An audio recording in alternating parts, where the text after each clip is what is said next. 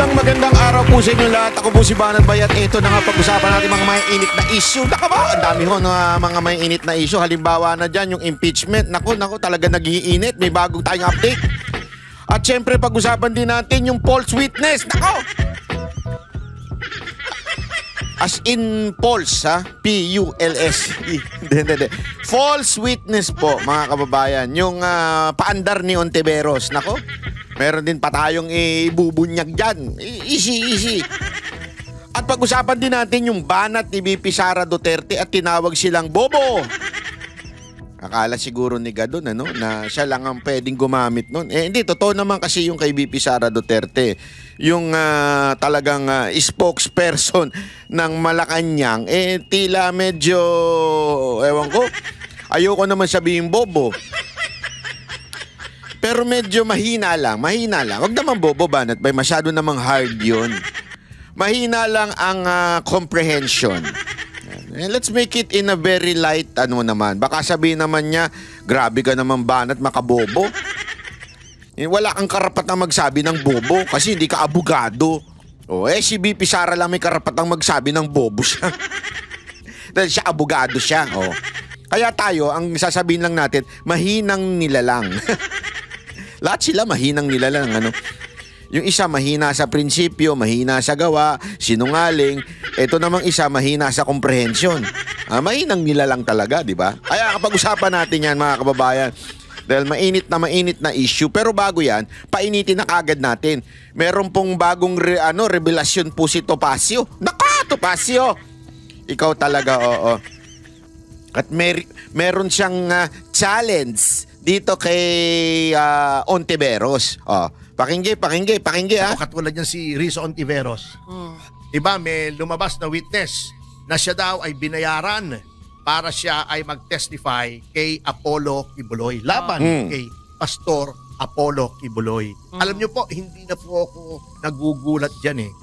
Kasi ako personal, nakausap kami. Sandali. Bago mo ituloy, para medyo mag-relax tayo, ito, alam nyo ito ginagamit ko. Inhaler galing sa Thailand. Hindi po ito sponsor baka kala nyo yung sponsor. Kasi marami na akong ginagamit na inhaler, iba-iba. Merong ganito. Kaya, yan, inhaler. Alam mo naman tayo, nagpapabudol din tayo sa TikTok. Sa TikTok lang. Sa politika, hindi tayo papabudol. Meron tayong ganito, lavender, pampatulog naman ito, di ba? Ito, medyo sakto lang. Ito, matapang. Para si Rodrigo Roa Duterte ito, tsaka si Inday Sara. Ito kasi, parang si Marcos, mahinang nilalang, at tsaka si Atty. Claire. Naikunik pa hayop. Kaya add to cart na ngayon nandiyan sa yellow basket. Hindi, wala po yellow basket dito sa YouTube.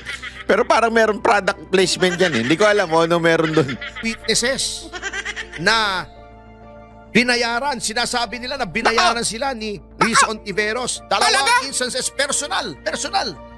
Yan, personal. Ibig sabihin, meron siyang kaalaman. Hindi ito yung chinismis, chinika-chika lang, o narinig lang niya, bulong-bulungan. Hindi, personal. Bakit siya mismo ang nalapitan? Nako! Eto talaga, yari na. Kausap ko unang-una, yung kay Kian. Yung kay Kian naman yung mga pulis. Yung kay Kian, yung may ganon, yung meron silang painting na nakaganon yung bata, si Kian. Ayoko na lang magsalita, pero meron sa akin nagsabi. Ayoko na lang sabihin, siyempre, baka patay na po yung tao. Si Kian! Ganon kaagad yung sabi sa akin, si Kian! Kilala dito sa amin niya. Ganon ang kaagad sa akin, sabi ko, patay na yung tao, ikaw naman. Basta, si Kian. Yun ang kagad na sabi sa akin.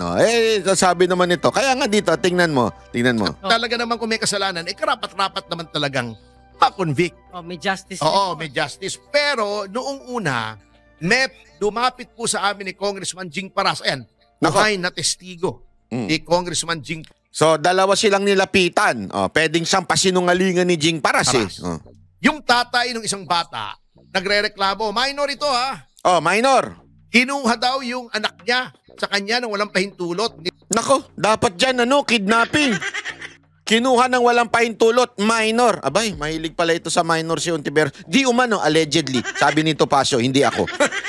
Nililinaw lang natin. Chris Ontiveros. Oh. So lumapit kami sa CIDG. Kasama namin yung tatay nagreklamo. Kaya yan, kasama yung isang opisyal ng CIDG. Kasama yung VACC o yung Volunteers Against Crime and Corruption. Kasama si dating Congressman Jing Paras.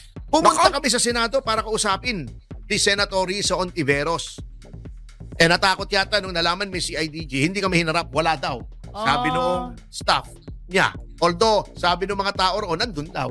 Hindi Naku na namin po. pinili, siyempre. Ayaw naman nating bastusin yun, senador yun eh. So pinuntahan pa sa Senado. Ito, sabihin, ito'y talaga, first-hand information. Ibig sabihin, talagang may hakbang sila. Pinuntahan pa nila si Ontiveros doon sa Senado dahil nga yung minor ay, naku po, grabe ang ginawa. Hindi, sandali. Hindi ginawang ibig sabihin yung kinuha na walang pahintulot para maging witness.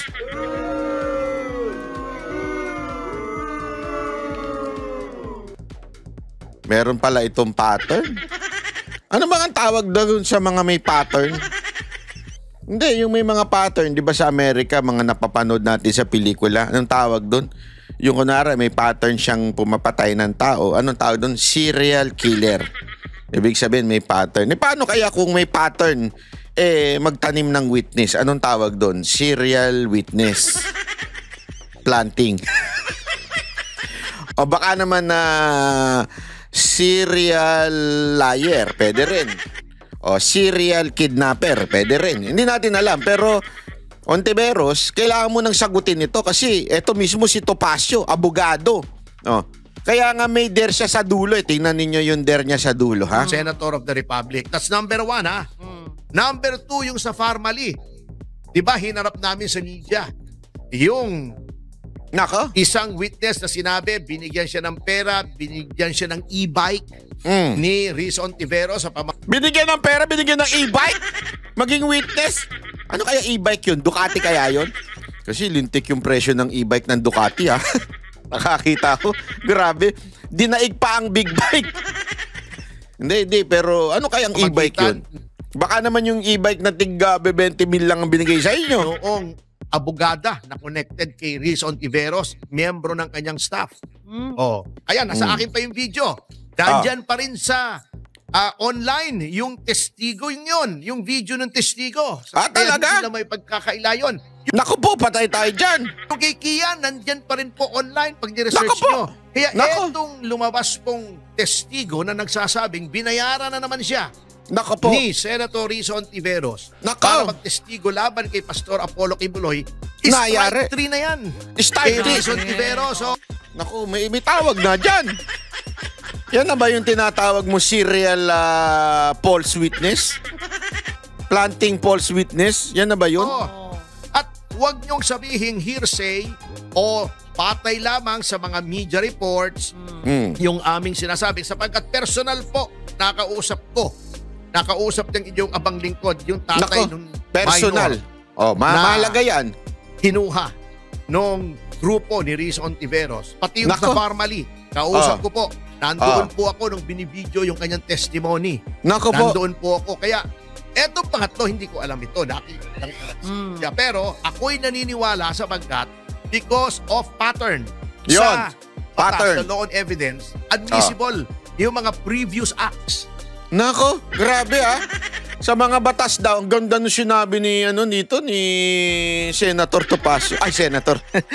Hindi, di ba ang ganda na sinabi niya sa korte daw, kinukonsider ang pattern. So, kunwari, pattern na may nangyaring patayan, ikaw involved doon, patayan dito, ikaw involved doon, patayan dito. Same yung klase ng pagpatay, di ba? Tapos dito, ikaw yung naprove. So, ibig sabihin, may pattern. Patay tayo dyan. To prove pattern. Halimbawa, ikaw ay inakusahan na binubugbog mo yung asawa mo. Nako. Yung binubugbog mo yung girlfriend mo. Okay. Paglalabas gusto ng Mag-girlfriend ka pa, bubugbugin mo naman. mo na sinabi, nabugbog din po ako. Hindi yun pwedeng ebidensya na guilty siya na binugbog niya yung kasalukuyan niyang girlfriend. Okay. Pero, evidence yun to show pattern. Pattern of behavior. At ang pattern po ng behavior ni Rizzo Ontiveros ay talagang mahilig po siyang magbayad ng testigo. At dapat po yan ay imbestigahan ng Ethics Committee ng Senado. Ayan, at siguro ay dapat. papayo ko dito sa abogado ni Pastor Kibuloy na naghain ng Ethics Committee complaint pagdating ng 20th Congress dun sa Senado. Nako.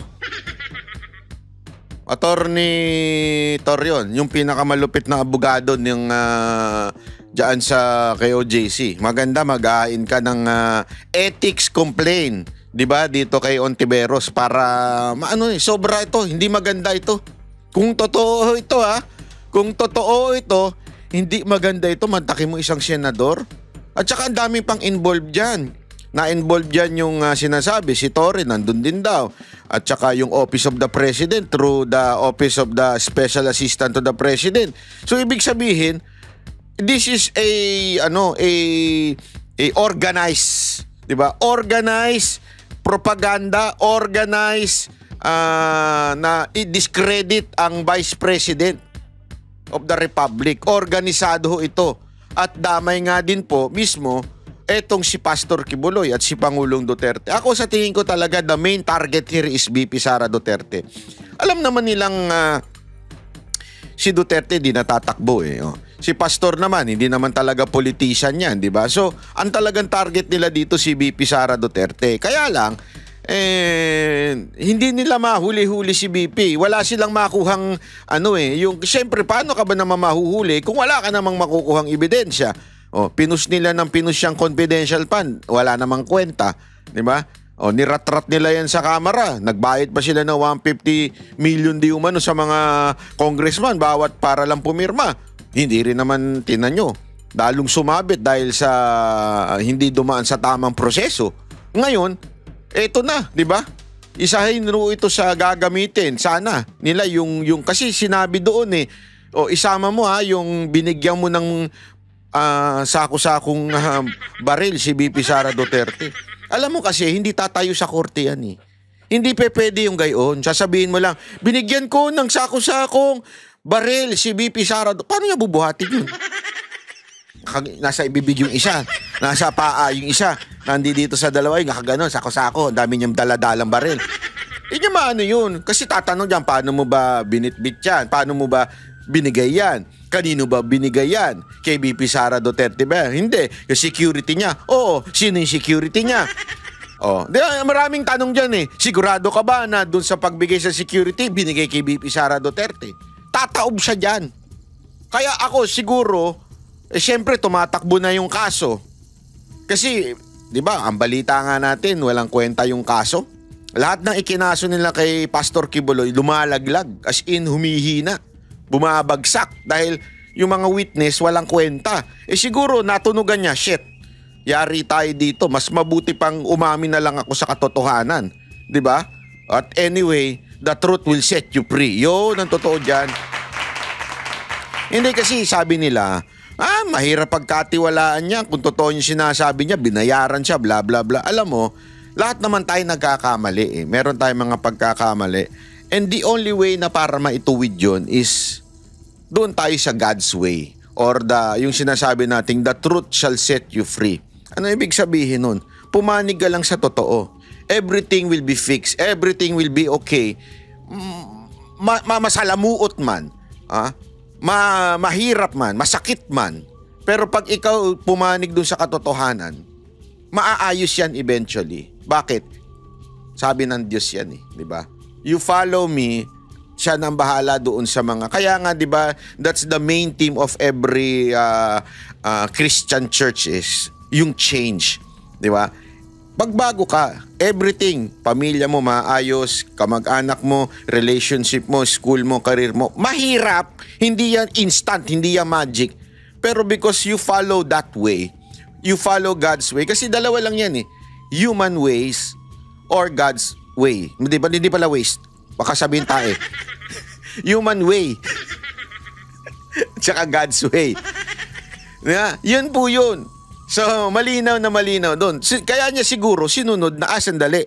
Mukhang sasabit na tayo dito. It's about time to tell the truth, nothing but the truth. Di ba? Yun na yun. Para para maayos na. Para maayos na lahat. Yung pala, ang pinakapunto dito talaga, mga kababayan, sabi nga ni Topacio, meron talagang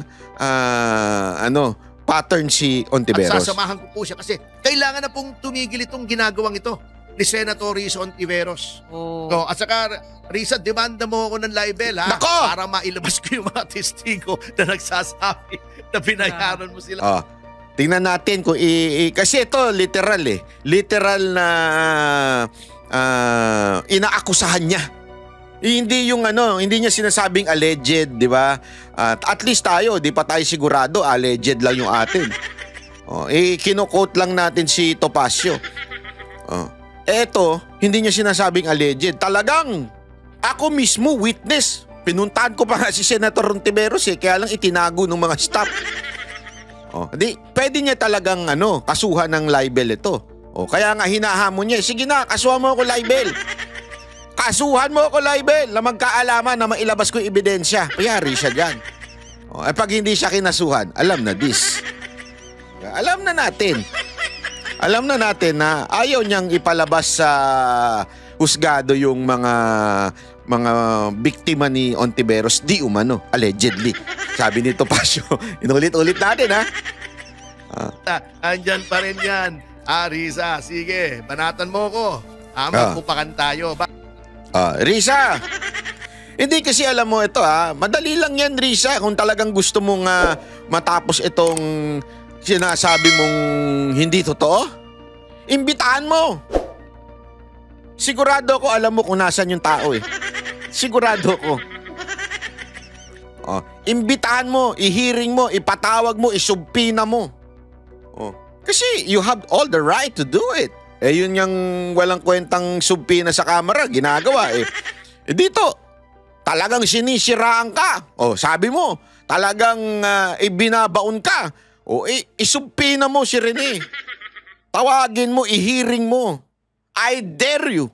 We dare you, Duterte supporters, na isubpina mo si Rene.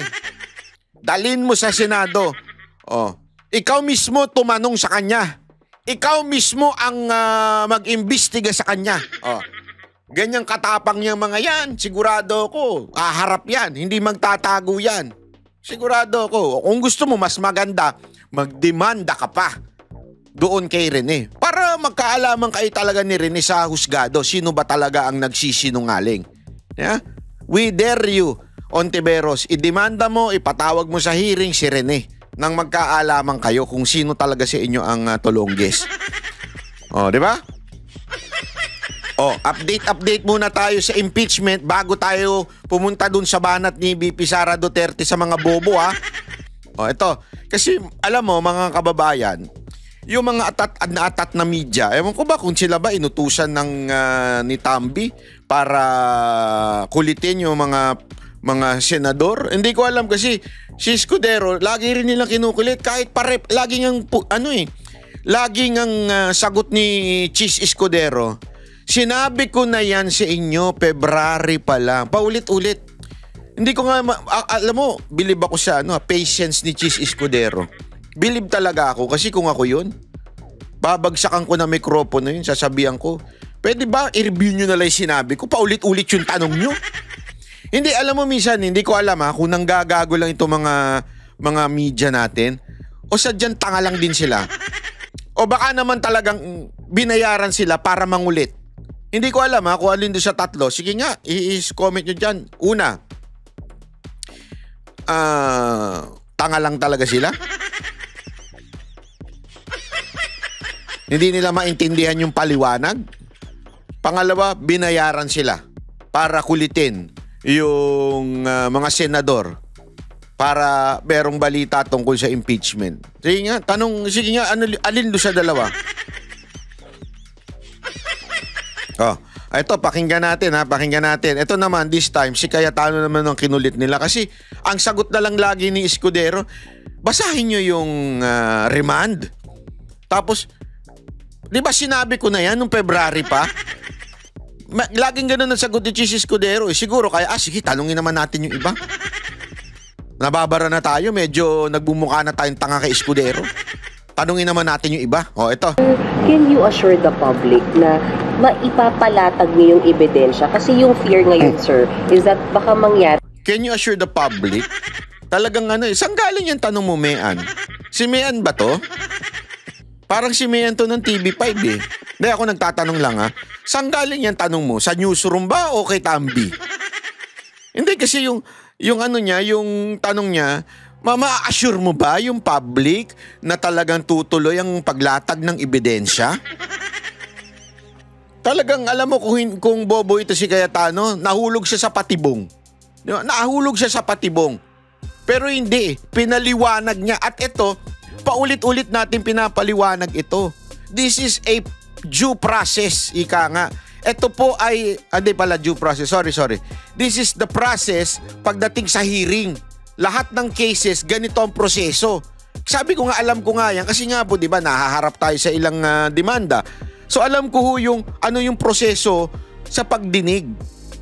Hindi ko maintindihan, sadyang tanga lang ba talaga yung mga media? O binayaran ni Tambi? Ako nagtatanong lang pwede kayong sumangot, mga media. Tanga lang ba talaga kayo? At hindi nyo alam o binayaran kayo ni Tambi para magkaroon ng mistake itong mga senador? Buti na lang matatalino yung senador natin, di katulad ng mga nasa kamera. Na pagka-convene, ma-dismiss agad. Kasi it's something na option ng defensor, di ba? Pwede lang ilatag and then you will vote. And then, ang thinking kasi, sir, possible na pag nagkaroon ng majority vote, ma-dismiss agad. Or can you assure us na... Well, dun nga... Bakit gusto mo ng assurance? Parang gusto mo talagang matuloy, Yan ba sabi sa iyo ng amo mo na may-ari ng TV5? Hindi, ako nagtatanong lang, Ayaw nyo ba si Duterte? Sagabal ba sa negosyo? Hindi, ako nagtatanong lang ako. Ito yung mga tanong lang naman. Kasi because of yung what we should, nalito nung ibang legal luminaries ang publiko na ang uunahin ay yung ebidensya. Ang uunahin mo parati ay jurisdiction. Ano ba ang basihan ni Senator Bato nung sinabi niyang i-dismiss? Kasi daw unconstitutional kasi more than one impeachment filed in a year. So kahit saan korte, bago mo ipalatag yung ebidensya, titignan mo muna may jurisdiction ba yung korte na yan o hindi. So I can only assure the public na aabot tayo sa ebidensya if the whole impeachment court says na wala tong fatal constitutional defect that takes out jurisdiction from the court.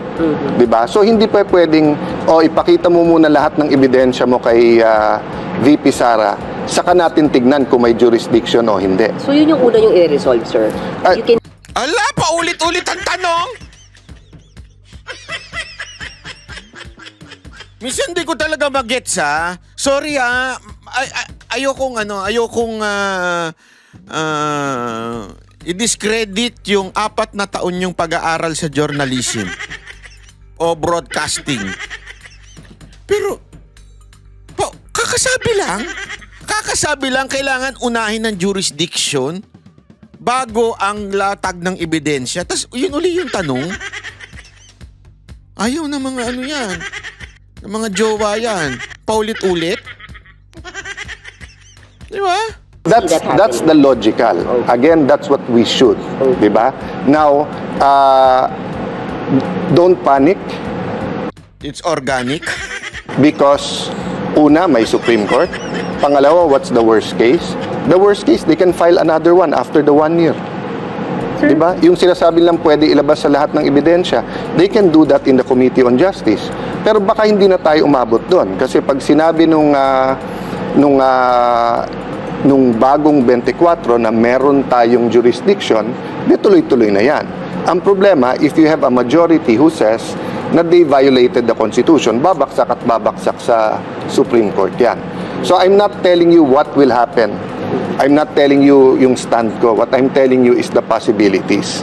That's just the reality. Diba? Sir, may mga nagsasabi kasi yung... Nagigets ninyo mga kababayan? Simple lang naman Determining the jurisdiction first, then after that, the 20th Congress, they will vote kung tutuloy o hindi. Based or kasabihin nila kung may jurisdiction ba o wala. Diba? Ganun lang naman kasimple. Then present the evidence.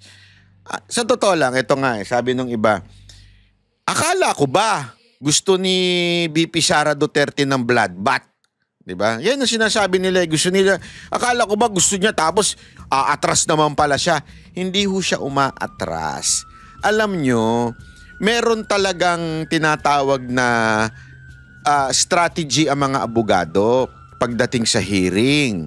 Una, questionin muna yung jurisdiction. Kasama yan eh. Okay? Yan yung mga yan, yung talagang ginagawa yan, normal yan. Pangalawa, pagka medyo nakikita mo, mahina, imo-motion to quash mo. 'Di ba? Bakit? Kasi hindi mo pa pwedeng sabihin, okay, tara. Ano na tayo, dire-diretso na. Hindi pwedeng ganun kaagad ng ang sabihin ng defense o yung mga abogado ni VP Sara Duterte. Kasi darating yung point, upon showing the evidence, pwedeng gamitin ng abogado yung argument na kaya nga sila humingi ng motion to quash kasi we believe na hindi tama yung ebidensya, mali at hindi ganito.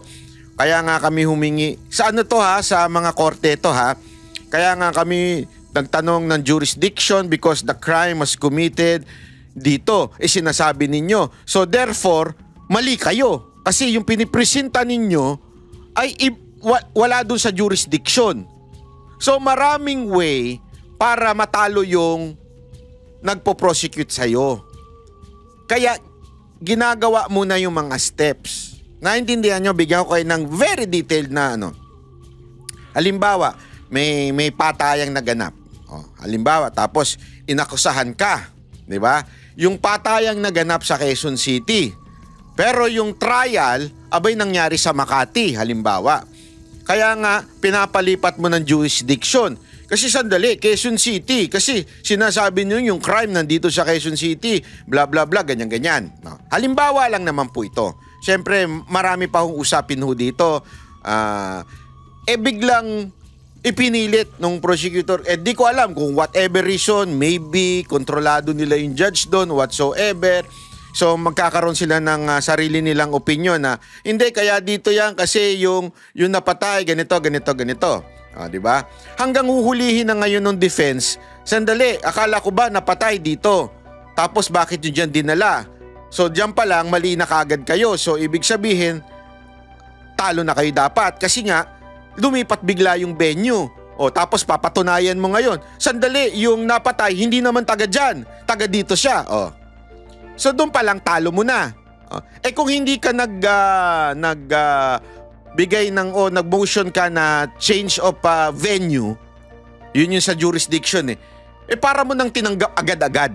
So pwede pang gamitin yun. So everything na mangyayari sa court can be used in favor or against doon sa inaakusahan. Naintindihan niyo ibig sabihin? Therefore, yung mga ganitong proseso, it doesn't mean, yung katulad kay VP Sara Duterte, it doesn't mean na ayaw ni VP Sara Duterte. Kaya lang, kailangan lang i-exert lahat ng effort ng mga abogado yung mga argument nila. Para pagdating sa panahon, kung kakailanganin yung argumento na yun, at tingnan nyo na, sinubukan namin questionin yung jurisdiction, sinubukan namin kasi mali yung ganito, di ba? Nagigets nyo? Hindi ibig sabihin natakot na si VP Sara Duterte. Yung iba kasi tatanga-tanga lalo na yung mga tanso. Tsaka mga pinklawa, lalo na yung mga walk-in-inam nyo. Hindi kasi mga walk-in-inam, sunod-sunuran lang sila sa sa dikta ng mga tanga nilang mga politiko. Mga critic na hindi nalabag yung 1-year bar rule dahil mag-take effect lang yung impeachment once na introduce sa Committee on Justice na report. Klaro yun. Klaro na kapag maraming final na impeachment, tapos dumating sa Committee on Justice, pwedeng magbotohan ng House, tapos i-consolidate o maglalabas sila ng kung ano yung articles of impeachment. Klaro din na pag may 1/3. Ang hindi klaro kasi in this case, hindi nila pinagalaw yung tatlo So ang question, did they violate their own rules? Kasi yung meron sa Constitution, very clear na legal maxim to na what you cannot do directly, you cannot do indirectly. 'Di ba? So maraming nagsasabi, paano 'yon? So kung 10 ang mag-file, wag mo na lang paggalawin, hintayin mo yung gusto mo. Kasi ano ba yung 1-year ban? It was to prevent harassment doon sa impeachable officer para hindi na lang buong taon ng buong term niya. So kung ombudsman yan, COA, 7 years yan. Kung yan ay justice ng Supreme Court, hanggang mag-70 siya. Kung yan ay Vice President o President, 6 years. So nilagay yung safeguard na yan para sa isang taon, isa lang ang haharapin mo.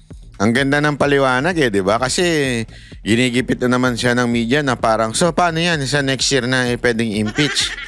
Ano yan? Talagang gustong-gusto nila. Ba't di nyo na lang sabihin? Gusto talaga namin siya ma-impeach Pwede ba? Pwede ba kami mag-request na impeach nyo na? Diretsuhin nyo na lang.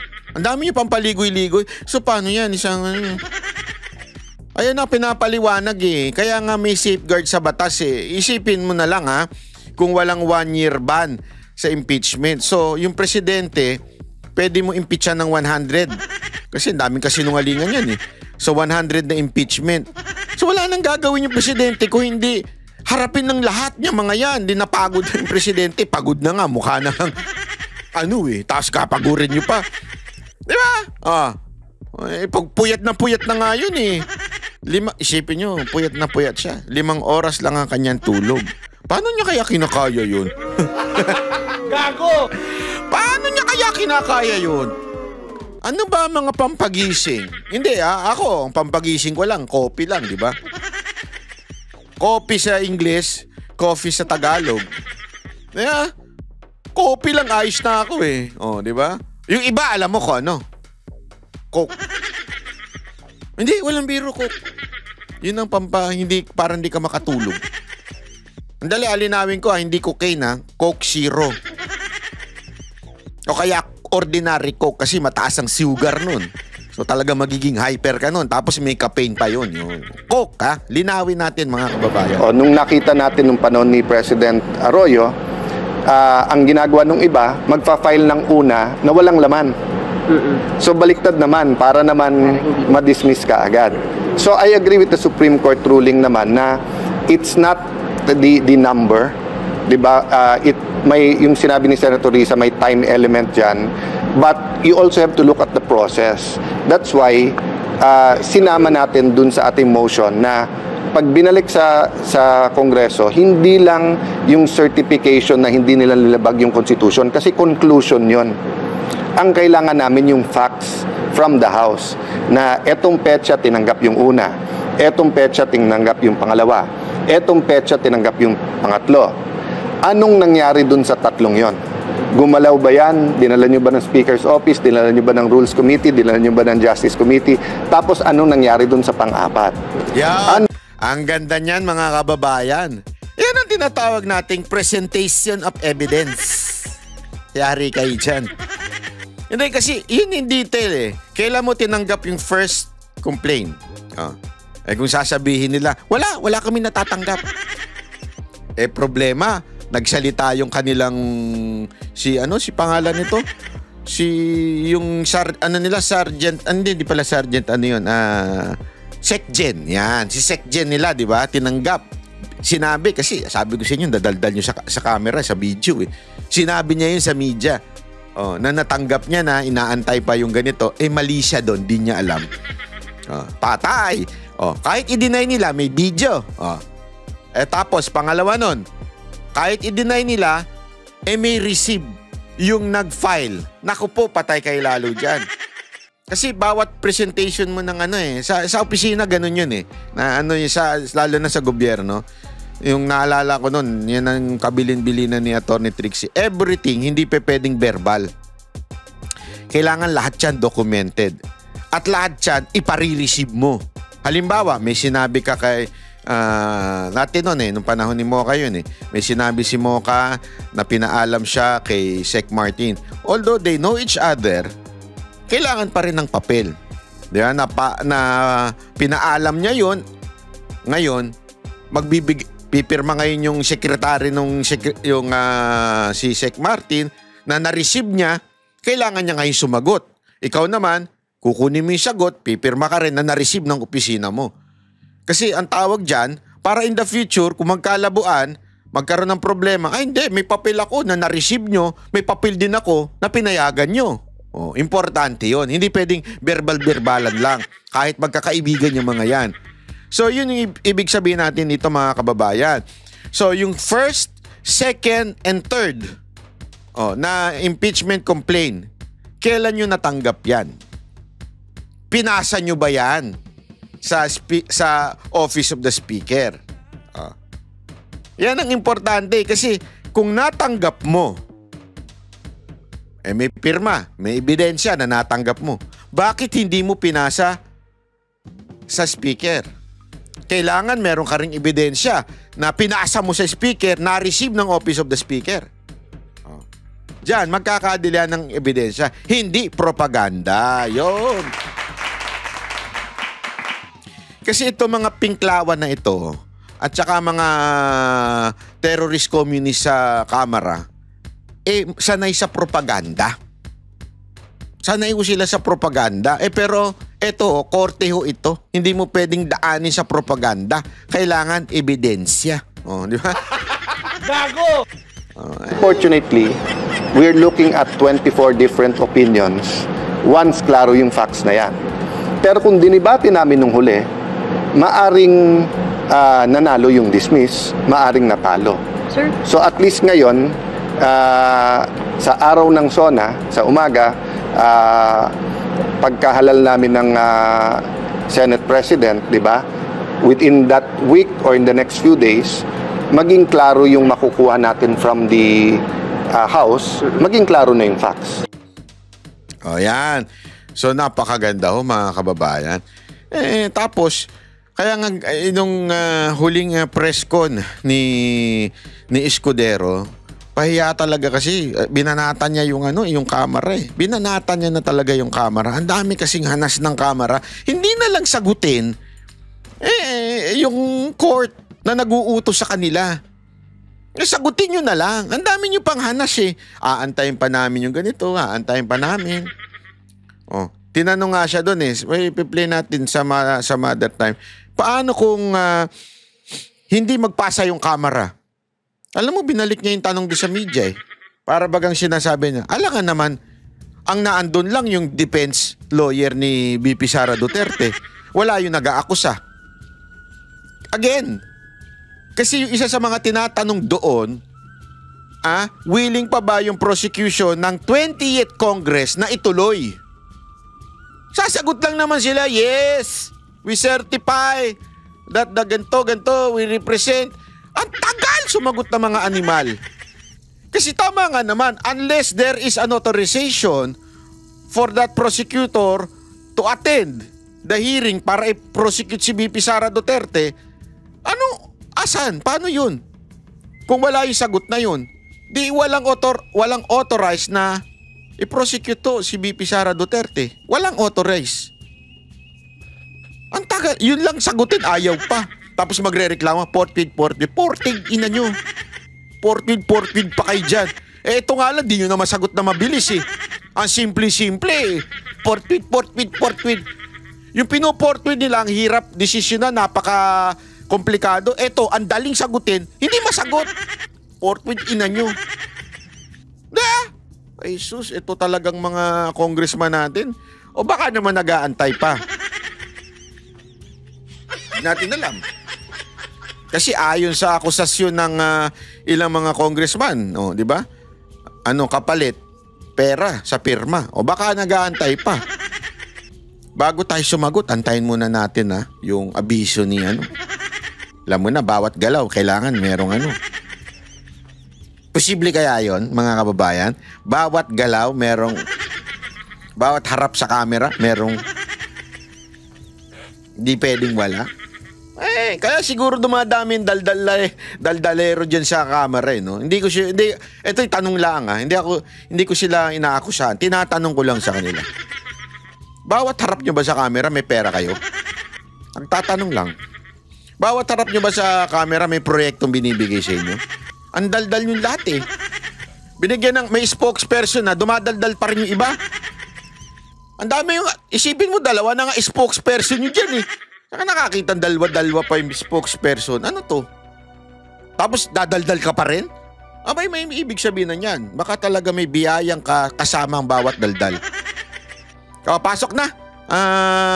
President Sara Duterte. Is the office still functioning? Kayo po ba as Vice President even if you are confirmed alam mo kasi, hindi kasi nila naiintindihan.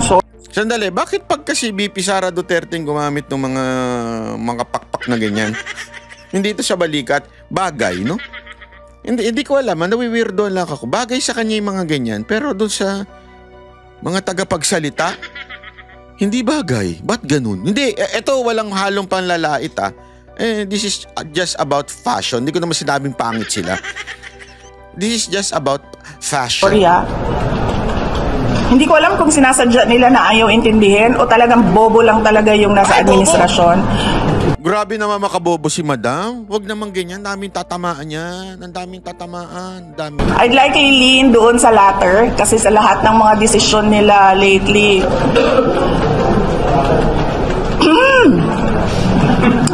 Ay, alam mo, sa totoo lang talaga nahihiya ako as a Filipino ba na nanonood yung ibang bansa sa atin and ganito yung estado ng this is the state of the nation. So ilalagay namin doon personal to differentiate it from official. Kasi pag personal, hindi ako gumagamit ng pera ng bayan. Pag official, gumagamit ako ng pera ng bayan.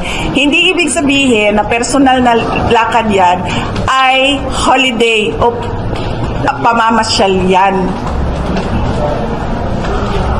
So, yun yung ibig sabihin ng personal. Walang ginamit na pera ng gobyerno sa lakad na ito. Pero nagtatrabaho pa rin ako. Sa official, ginamit namin ang pera ng gobyerno para sa lakad na ito, para sa trabaho namin sa Office of the Vice President. Yun. Hindi ibig sabihin na personal ay namamasyal. Ayun Malinaw kasi yun mga kababayan eh. Hindi porket kasi sinasabi nila, kung personal yan, ano ginagawa niyo dyan? At kung official naman yan, hindi sayang ang pera ng taong bayan. Ganun kasi yung mga itsura ng mga yun eh. Di ba?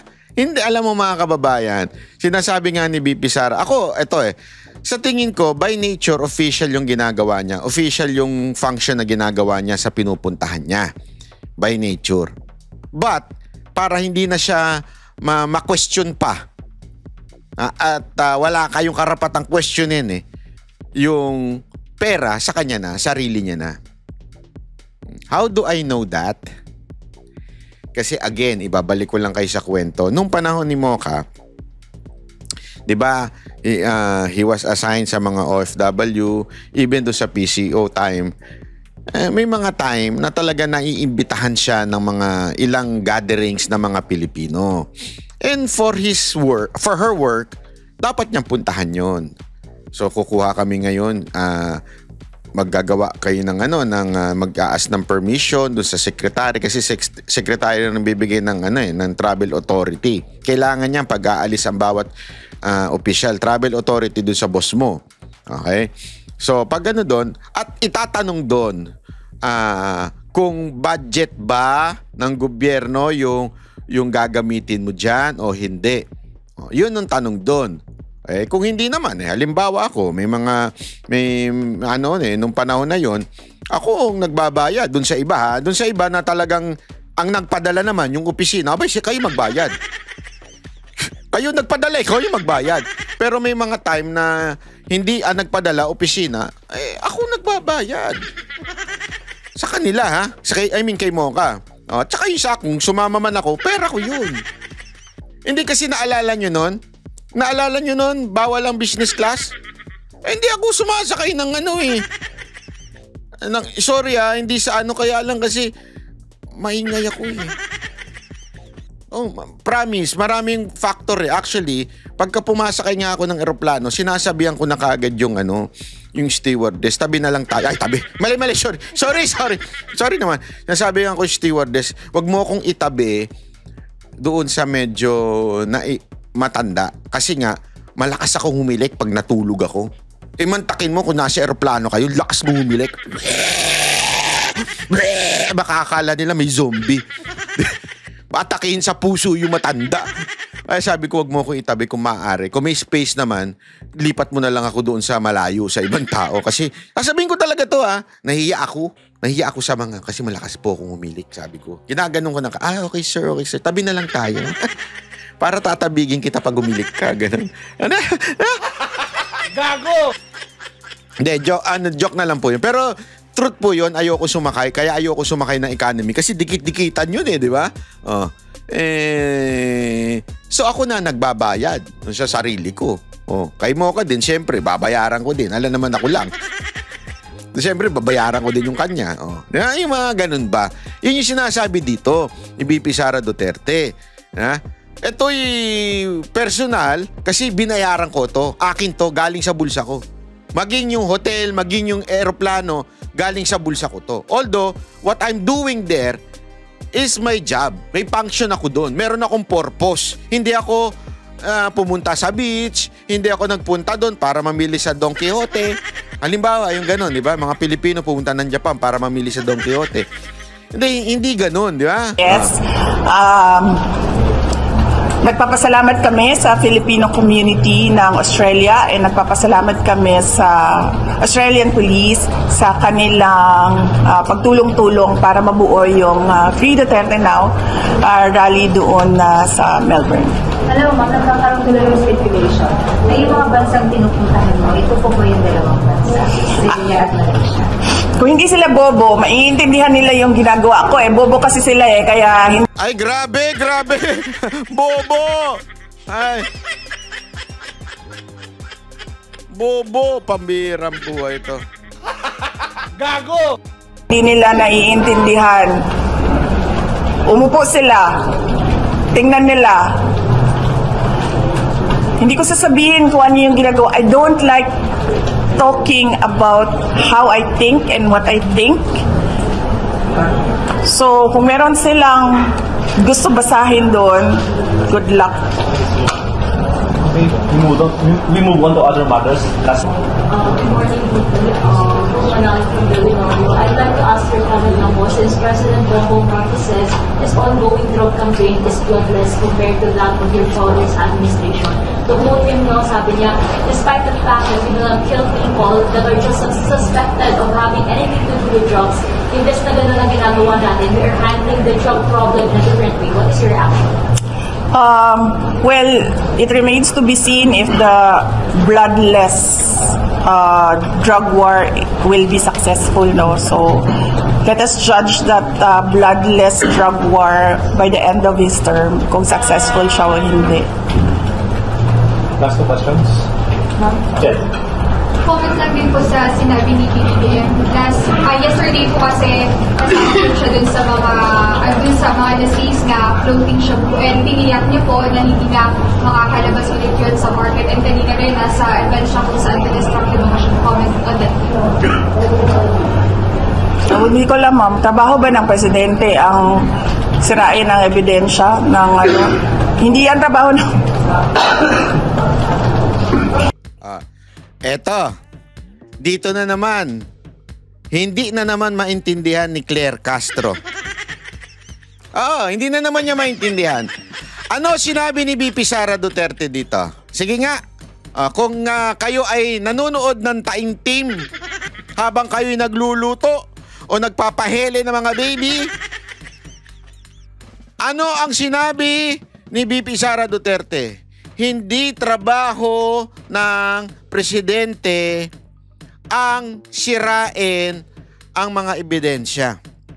Kasi based on the question, ano masasabi nyo na sisirain daw ang ebidensya, siguradong sisirain natin ang ebidensya. Sinabi niya, hindi trabaho ng presidente yan. Tapos, etong si Claire Castro ngayon, may nilabas siyang picture na kung saan may picture ni Pangulong Duterte na dating nandun din. Nandun si Pangulong Duterte, hindi para sirain yun. Hindi siya naandoon para wasakin lang yun. Hindi yun ang kanyang purpose doon. Yun ay pagdidiin lamang sa war on drugs.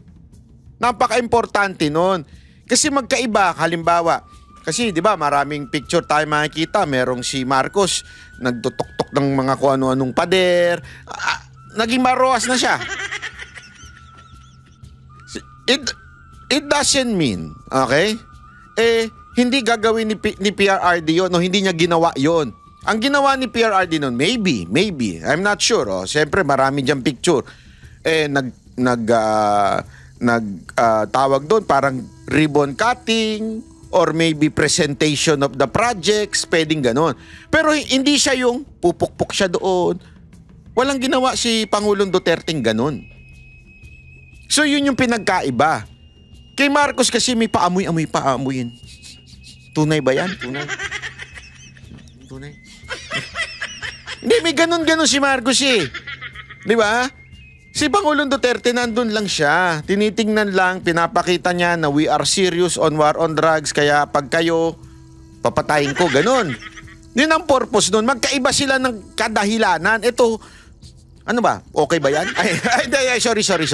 Hindi pala okay. Hindi pala ganun. Kasi may picture, di ba, lumalabas na medyo ganun siya. Hindi ko alam kung tinitingnan niya o sinisinghot niya, ha? Hindi ako sure, ha? Nakakita lang ako ng picture eh. Ano kaya ginagawa niya dyan? Gumaganong-ganon pa siya. Ano kaya? Hindi kasi halimbawa, nandito yung substance. Mga ganun. Hindi ko alam kung tinitingnan niya eh. Hindi ko talaga alam. Sorry Medyo yung paliwanag dun sa picture, dun sa isang page, parang hindi ko masyadong alam eh. Hindi ko alam. Ano ba ginagawa mo dun, sir, Mr. President? Marcos, ano ginagawa mo dun? Yun yung tinutukoy ni VP Sara Duterte. Magkaiba. Ito na naman si Claire Castro, kung ano-ano na naman ang intindi niya. Hindi trabaho ng presidente ang mag-photo op sa nahuli na drugs at mag-photo op sa pagsira ng nahuli na drugs.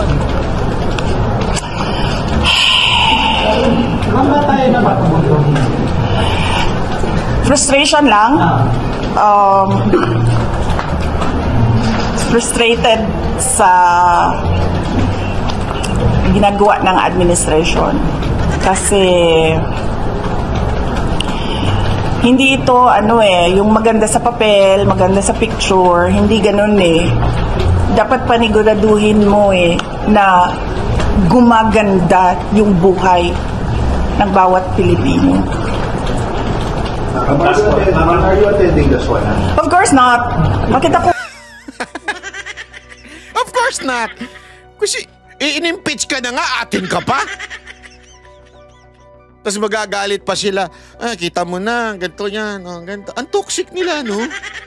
Ang toxic ng Kamara, sa totoo lang. Kasi gusto nyong paatinin yung tao pagkatas ninyong in-impeach. Remember, ang word na ginagamit talaga dyan sa ating batas, ibig sabihin, this is a legal term. In-impeach na siya ng Kamara. Impeach na siya. With ED na yan. Kahit itanong nyo pa sa kahit sinong constitutional expert, lawyer, kasi may mga, minsan may mga magagalit pa sa akin. Ay naku, hindi pa siya impeach, hindi siya ganito, ano pa lang siya, kaya nga may impeachment trial. Kaya nga sinasabing paulit-ulit medyo may problema dun sa term. Lagi nang pinapaliwanag yan, na may problema talaga kasi ang tawag ng Kamara, impeach na. Pero haharap pa sa impeachment trial. Diba? Yun yung medyo nagkaroon ng confusion. Pero ang tawag talaga, impeach na po siya sa Kamara. Linawin natin ha. Tapos gusto nyong paatinin. Ang gago nyo naman. Hindi kasi nakikita ko yung mga komento nung iba sinasabi, tingnan nyo na, bakit ganyan ng BP Sara nyo? Walang ayaw makipag-coordinate, blah blah blah. Wala yung mga bibig. Brad, ikaw pinalayas ka na. Hindi, halimbawa na lang to ha. Halimbawa na lang, naghiwalay na kayo ng jowa mo. Yung ex mo. Naghiwalay na kayo. O, ex na tayo. Wala nang huling hirit. Mga ganon. Ex na tayo. Move on na tayo sa buhay natin. Tapos nung ikakasal, inimbitahan ka pa. Nung ikakasal na yung jowa mong hiniwalayan ka at nakipag iniputang ka. I mean, yung niloko ka. Alam mo yun, iniputang ka sa ulo. Yung niloko ka, pinagpalit ka sa Grab driver. Hindi. Wala namang masama doon, ha? Wala masama. Kaya lang kasi napansin mo, ay, hinatid siya. Nahuli mo, halimbawa, hinatid siya. Tapos kinabukasan, same Grab driver. Pangatlong araw, same Grab driver pa rin. Hindi kasi, alam mo, sasabihin sa'yo ngayon nung girlfriend mo, hindi kasi, naging regular driver ko na siya kasi para hindi na mahirap mag-book. Tapos eventually, kinasal na sila ng Grab driver. Inimbitahan ka pa kahit iniputang ka na sa ulo. Tinrider ka na. Inimbitahan ka. Sa tingin nyo, a-attend siya? Dapat ka bang umattend kung inimbitahan ka pa ng ganon? Iniputang ka na sa ulo? Ganon ang ginawa kay BP Sara Duterte. Ginago na siya. Di ba? Mantakin mo tinalunan from first, second to third to fourth impeachment. Hindi na dumaan sa kanilang Committee on Justice. Wala na talaga. Dinere-derecho. Niratrat na. Tapos sasabihin nyo, imbitahan pa sa kamera para umattend. Are you kidding me? Di ba? Napakalabo naman yun. Last question. Bakit ako ate ng Sabi ni Congresswoman-elect Lilet Dilima, part daw ng game plan yung decision ng ombudsman na magsagawa na ng investigation allegedly din sa, yun nga, yung sa confidential fund mo. Since June 11 lang daw pinorward ng House yung kanilang committee report, and then after 4 days pinadala ka na raw ng to comment within 10 days. So part daw yun ng game plan para unahan yung impeachment case mo. Anong comment mo yun? Part ng game plan nila? Ng ombudsman. Kasi since si ombudsman ay appointee ni former president. Tingnan mo, yung tanong dito, ano daw ba game plan nyo? Bakit hinihingi ng ombudsman yung sagot sa inyo regarding sa demanda ng Kamara? Nung una pang dinig ko pa lang, gusto ko ng hindi naman sa gusto ko nang awayin yung media. Para, sandali, sino ba nagdemanda? Di ba Kamara? O yung ibang tao, kung sino man yung nagdemanda, bakit sa akin yung i-blame kung umaksyon yung ombudsman? Umaksyon kasi yung ombudsman agad-agad daw eh. Tapos parang ibinibintang kay BP Sara Duterte na may game plan siya. Paano siya magkakaroon ng game plan? Eh sino ba nagdemanda? Di ba kayo? I mean yung kalaban? You understand what I mean? Yung kalaban na nagdemanda, tas siya yung isisisi. Anak ng tutsang kalabaw yan, no? Duterte. Okay. Kasi kung madidismiss yung case mo sa ombudsman, magkakaroon ng issue yun kung hindi pa tapos yung impeachment mo sa Senate. Okay. Hindi ko best person and the best office to answer that is the ombudsman himself or the office of the ombudsman. Hindi ko alam, ma'am, kung bakit nila inaksyonan at hindi ko alam bakit mabilis nilang inaksyonan. I don't know. Basta ang sinasabi ko lang, that the lawyers are ready to answer any charges, whether it is in courts, in the Sandigan Bayan, or in the impeachment court. Thank you. Ganyan na lang po muna tayo. I-discuss natin yung mga iba pa sa susunod, kasi medyo mahaba-haba na itong video. Yung iba pa naman dyan, di pinapanood hanggang dulo. Ewan ko ba bakit gusto nyo simula lang. Panoorin nyo hanggang dulo kasi usually sa dulo tayo nagbibigay ng mga komentaryo natin na tsaka yung mga pasabog natin. Tapos hindi pa kayo nagpapalo. Mag-subscribe din tayo mga kababayan para masaya. Hindi kasi importante, alam mo, sabi nga ni Boss Dada, ang ganda nung sinabi ni Boss Dada hindi sa gusto natin ng views. Kaya natin gusto para mas kumalat. Para kumalat po mga kababayan yung balita. Kasi alam mo, sabi nga nila, ang swerte nga natin may social media. Imaginein mo nung panahon ni Marcos Sr. parang ganito rin ang ginagawa nila noon. Pero ang pinagkaiba, kontrolado nila yung media.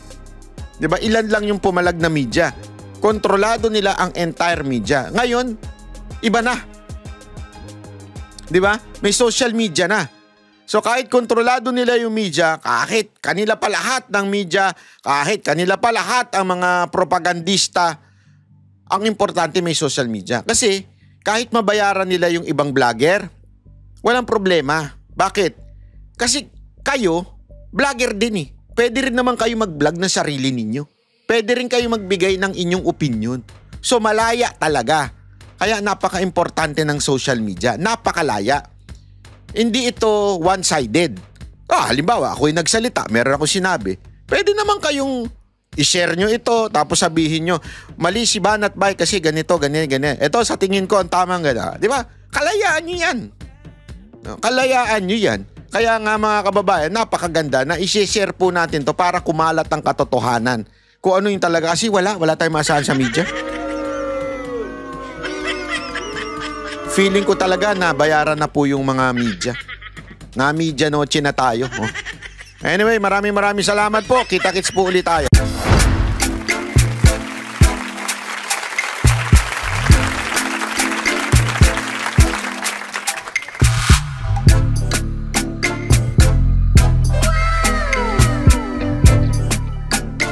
The next performance will start momentarily.